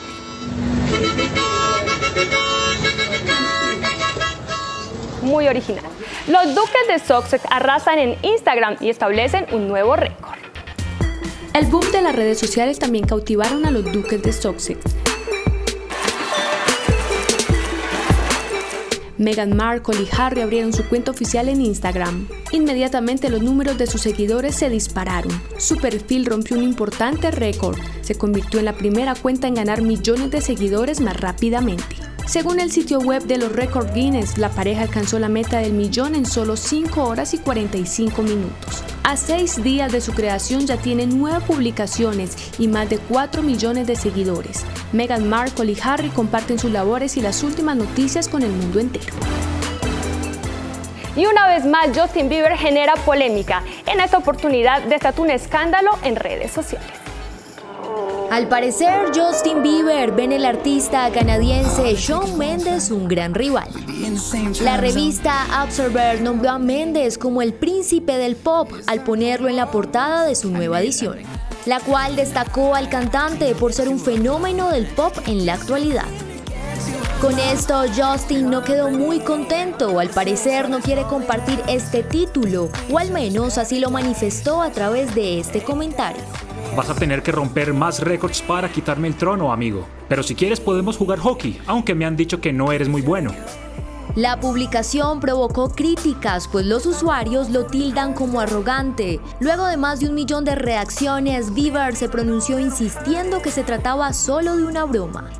Esta reacción enciende un poco más la supuesta crisis amorosa de Justin y su esposa Hailey Baldwin, pues recordemos que Shawn y ella estaban involucrados en rumores de romance durante una temporada. Finalizamos con el documental Homecoming, que relata detalles de la vida de Beyoncé. Homecoming o Regreso a Casa es el nombre del documental que la plataforma de streaming Netflix presentará en homenaje a la cantante estadounidense Beyoncé. Será una mirada a la vida de la famosa cantante, especialmente contará detalles del celebrado concierto en Coachella el año pasado. Los admiradores de Beyoncé verán imágenes inéditas de este concierto catalogado como arrollador. Homecoming se estrenará el próximo 17 de abril. Esto es todo por hoy, solo por hoy en las noticias del entretenimiento. Luisa, muy buenas tardes. Buenas tardes, Valentina. Nosotros vamos a hacer una pequeña pausa, pero al regreso les tenemos la controversia del día. ¿Qué debe hacer el Senado con las objeciones a la JEP después de la decisión de la Cámara de Representantes? Pues ya les contamos.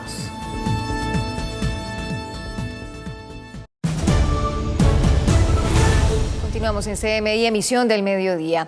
Por el delito de homicidio agravado y por ser la presunta responsable del asesinato del patrullero Iván Arturo Zorro y de sus 2 hijos, Aide Hernández podría pagar 60 años de cárcel. 60 años de prisión podría pagar Aide Hernández, la mujer que para la fiscalía no solo asesinó a su esposo, el patrullero Iván Arturo Zorro Penagos, sino también a sus pequeños hijos de 7 y 10 años. La fiscalía asegura que según las pruebas recolectadas, las heridas en sus manos fueron autoinfringidas para confundir a las autoridades. En su momento indican que esas heridas que usted presenta son heridas lineales y simétricas cuyas características orientan a ser autoinfligidas. En audiencia, la Fiscalía notificó a Hernández de ser investigada por la muerte de estas 3 personas. La Fiscalía le comunica que usted va a ser investigada como presunta autora material responsable del delito de homicidio agravado. La juez analiza las pruebas para determinar si será enviada a la cárcel el Buen Pastor. Y el futuro de las objeciones presidenciales a la JEP está sacudiendo la agenda política del país. Vamos con Joana Avellaneda y la controversia del día. Joan, buenas tardes. Buenas tardes.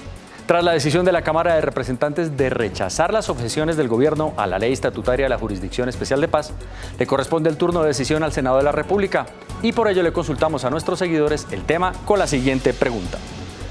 Luego de que la Cámara de Representantes rechazó las objeciones a la JEP presentadas por el presidente Duque, ¿usted cree que el Senado debería hacer lo mismo?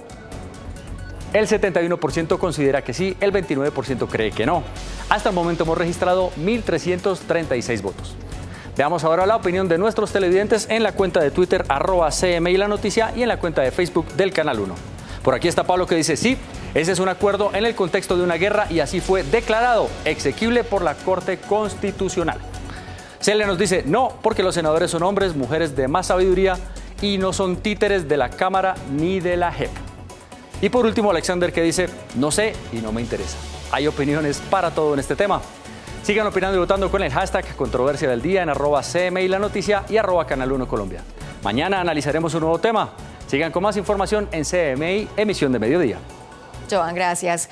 Una banda dedicada a la extorsión fue desarticulada por el Gaula de la policía. Operaban desde Bogotá y Cali, pero sus víctimas son comerciantes de Arauca. En el operativo se dio con la captura de 3 mujeres que integraban la banda conocida como Los Gillos, buscadas con circular azul de la Interpol. Estas mujeres se dedicaban al cobro de extorsiones a través de la modalidad carcelaria y eran las encargadas de realizar esta actividad con los gremios productivos y económicos de la región. El jefe de esta banda operaba desde una cárcel y para amenazar a sus víctimas, comerciantes en su mayoría, se hacían pasar como integrantes de la guerrilla. Estas personas realizaban estos cobros a través de las empresas de giros con montos que oscilaban entre 500.000 y 5 millones de pesos. Los detenidos fueron cobijados con medida de aseguramiento y enviados a la cárcel por orden de un juez. Y la Policía Metropolitana de Cartagena adelanta operativos de recuperación y control de espacio público con vendedores ambulantes sobre el sector turístico de Boca Grande, Castillo Grande y El Laguito. Con estos operativos de control del espacio público, la Policía Metropolitana de Cartagena adelanta seguimientos a quienes figuran al frente, especialmente de las ventas informales, para establecer quiénes cuentan o no con los permisos para estas actividades comerciales que se incrementan especialmente en temporadas altas como la Semana Santa. Hemos intervenido los barrios de Boca Grande, Laguito y Castillo Grande con un objetivo fundamental que es la recuperación del espacio público, más que todo en las playas, para darle la organización. De acuerdo con la policía, lo que se busca es que se respete el derecho de interés general del espacio público y que se desestigmaticen estos procedimientos policiales. También que los turistas y locales puedan disfrutar de los espacios adecuados, sobre todo en esta próxima época turística. Se les está haciendo a través de esta secretaría, en especial la de espacio público, un censo para que sea la administración quien determine la decisión que en último van a tomar con estos vendedores. Rafael Berrío es un vendedor informal que lleva más de 40 años vendiendo gafas en el sector turístico de Boca Grande. Él es parte de los 600 comerciantes que gozan de confianza legítima en la zona. Me gusta porque aquí hay muchas cosas malas se ven aquí en Boca Grande. Viene mucha gente de otras partes, cuando se está acercando una temporada viene mucha gente, y entonces uno que tiene tiempo aquí no lo dejan trabajar como es debido. Estos operativos también buscan verificar que quienes estén al frente de cada establecimiento o local sean quienes figuren en los documentos y permisos. Trabajadores del Instituto Departamental de Rehabilitación y Educación Especial del Cesar exigen el pago de varios meses de salario. Usuarios y empleados de este instituto temen que la apatía del gobierno departamental termine en el cierre definitivo de sus instalaciones. 15 meses de salario adeudado, falta de recursos para pagarle a los proveedores y unas instalaciones en muy mal estado son solo algunos de los inconvenientes que tienen a los empleados del Instituto Departamental de Rehabilitación y Educación Especial del Cesar manifestándose por exigir sus derechos. Y es tal el desespero que incluso algunos ya han intentado atentar contra su propia vida. Señor gobernador, fortaleció la parte privada. Eso sí, las fundaciones privadas, las IPS privadas están totalmente fortalecidas, donde la parte pública colapsó, se asfixió. ¿Qué va a pasar con las personas que le estamos prestando el servicio? En toda esta situación los más perjudicados son los usuarios, personas de bajos recursos que aseguran esta es la única forma que tienen de acceder a sus terapias y tratamientos. Hay muchos niños con enfermedades demasiado avanzadas. Una lástima que esté en la situación en que está en estos momentos. Más de 40 familias de los empleados de este instituto se han visto perjudicadas por la falta de pago. Frente a esto, el gobierno departamental prefirió guardar silencio, aunque en otras oportunidades el gobernador Francisco Valle ha dicho que no permitirá que se cierre esta institución. Reparar su vehículo luego de caer en un hueco le puede costar entre 150.000 y 970.000 pesos. Se estima que por hora en la ciudad de Bogotá se dañan 10 carros y motos. Un estudio hecho por la Fundación SOS Motocultura pudo evidenciar que en la ciudad de Bogotá un hueco puede causar de 10 a 12 daños por hora a un vehículo que transite por la zona. Encontramos que a los ciudadanos se les afectó su bolsillo, a esos 12 ciudadanos, casi en 3 millones de pesos. Y eso nada más lo hicimos en un hueco en una hora. La fundación pudo identificar 1.700 huecos en la ciudad de Bogotá, concentrados en la localidad de San Cristóbal, Tunjuelito, Kennedy, Suba, Ciudad Bolívar, Usaquén, Chapinero y Bosa. Bajaba por la 1 de mayo cuando cogí un hueco y se me dañó el rin delantero. Y me costó como 250 el arreglo de la moto. Reparar un vehículo tiene un costo de entre 150.000 y 970.000 pesos, que corresponde a las llantas, al rin, al tiraje, al eje, a la carrocería, alineación y mano de obra. Y es que son muy pocos los ciudadanos que denuncian este tipo de huecos, como el de la localidad de Puente Aranda. 8,8 millones de víctimas ha dejado el conflicto armado en Colombia en medio siglo. Encontramos la historia de una mujer que perdió a su hijo en medio de la guerra y a hoy señala que necesitan más apoyo para salir adelante. ¿Por qué soy víctima? Porque la guerra interna que hemos vivido dentro de Colombia, fueron asesinados nuestros hijos, que ellos hacían parte de la institución militar. Su hijo era Edwin Carranza. Con gran nostalgia, Gladys Acevedo recuerda cómo le arrebataron su tesoro más preciado. Él es asesinado en una emboscada en la Uribe Meta por la Frente 40 de la FARC. Comenzar de cero no fue fácil, y más, según ella, por su condición de víctima. Nos entregan los cuerpos de nuestros hijos sin ningún acompañamiento psicosocial. No hay una ruta clara de qué va a pasar con la familia de estos militares después de que son asesinados. Nosotros quedamos sin piso, sin base, ya la vida de uno se acaba y totalmente. Ahora Gladys y más personas afectadas por el conflicto renacieron unidos por una sola causa. Hicimos una fundación, se llama Color y Esperanza por Nuestros Héroes, ¿sí? Todas las mamás víctimas de la fuerza pública. Con esto buscan seguir adelante para que su pasado no cause tanto dolor.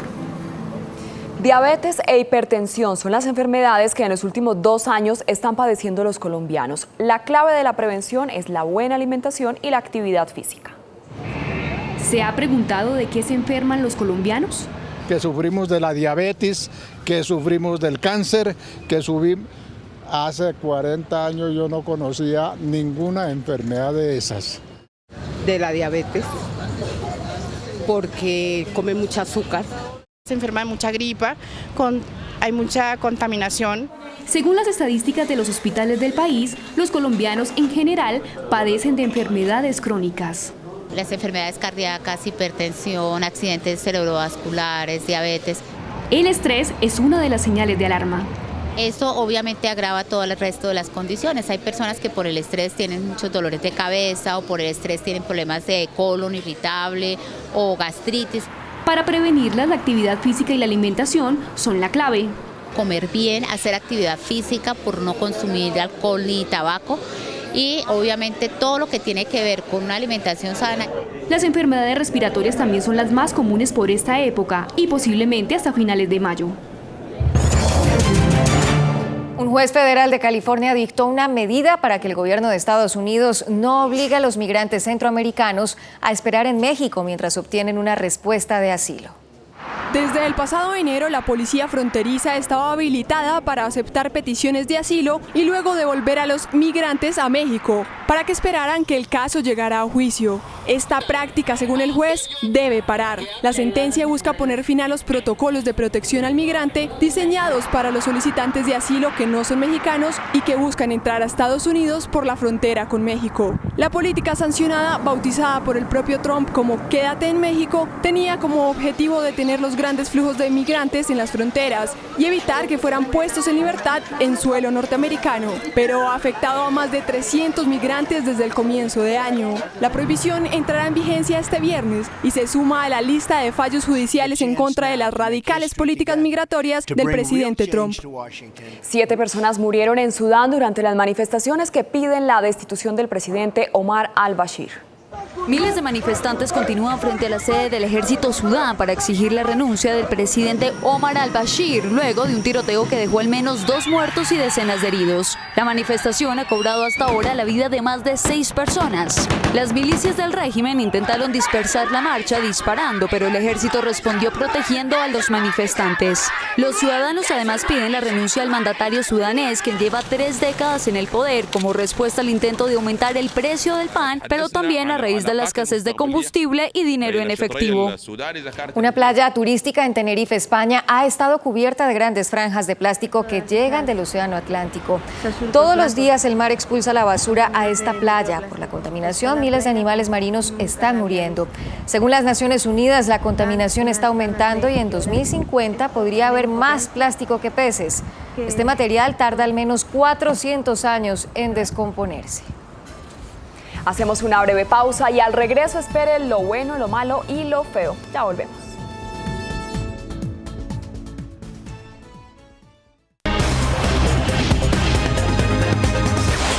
Bienvenidos, esto es Lo Bueno, Lo Malo y Lo Feo. Comenzamos con lo bueno.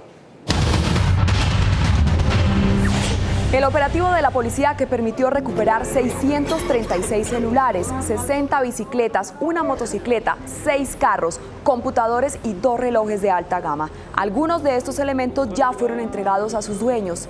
Luego de un seguimiento de 8 meses en la capital, fueron capturados 268 delincuentes que pertenecían a bandas de atracadores que operaban en 15 localidades de Bogotá. Según las autoridades, algunos de los detenidos tienen órdenes de captura vigentes y por lo menos la mitad de ellos son delincuentes reincidentes. Lo malo, el refrigerio y el almuerzo que están recibiendo estudiantes en Aguachica. El menú se compone de leche, pan y mangoviche. Esto, por supuesto, ha causado indignación entre los padres de familia que exigen una mejor nutrición para sus hijos. Alegan además que existe un presupuesto del programa de alimentación escolar PAE para brindar un refrigerio digno a estos estudiantes que, según la Secretaría de Educación del municipio, debe contener lácteos, galletas, panes y frutas. En la administración municipal son conscientes de este problema y ya elevaron las peticiones al gobierno departamental encargado de operar este programa. Y lo feo es el desgarrador caso que se registró en Ciudad Bolívar. Una pareja botó en una bolsa de basura el cuerpo de un bebé de 15 días de nacido. El hecho se conoció por las llamadas que realizaron los vecinos de la zona al 123. La Fiscalía y la Policía Metropolitana de Bogotá determinaron que el menor tendría 15 días de nacido, pero al encontrarlo ya llevaba varias horas fallecido. Las autoridades continúan investigando las causas de la muerte de este menor. Hasta aquí lo bueno, lo malo y lo feo. Déjenos sus comentarios en nuestras redes sociales. Muy bien, hasta aquí las noticias en CMI Emisión del Mediodía. Gracias por acompañarnos. A continuación, Fatma Gul.